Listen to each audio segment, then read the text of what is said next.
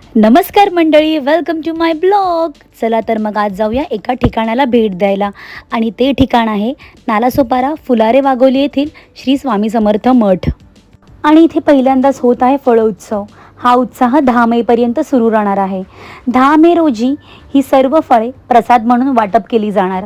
आणि स्वामींच्या आजूबाजूला ही जी फळं दिसत आहेत ही आर्टिफिशियल फळं नसून ही आपली खरी फळं आहेत.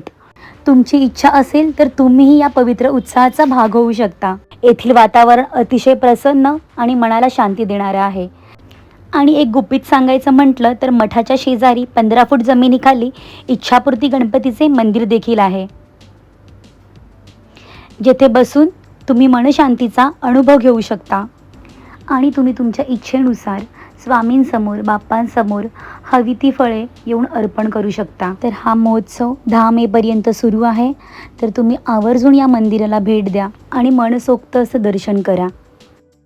आणि हो, एक शेवटची अशी खास गोष्ट, इथे एक ब्लॉगर काकी आणि त्यांचा मुलगासुद्धा आहे, ते म्हणजे आपले मांजरवाले काकी. मी यांनासुद्धा भेटले, पण यांच्याशी मी काही बोलू शकले नाही, काही संवाद नाही साधता आला मला. पण तुम्ही जर याल तर या खूप मनमिळावू आहेत, तुम्ही बोलू शकता.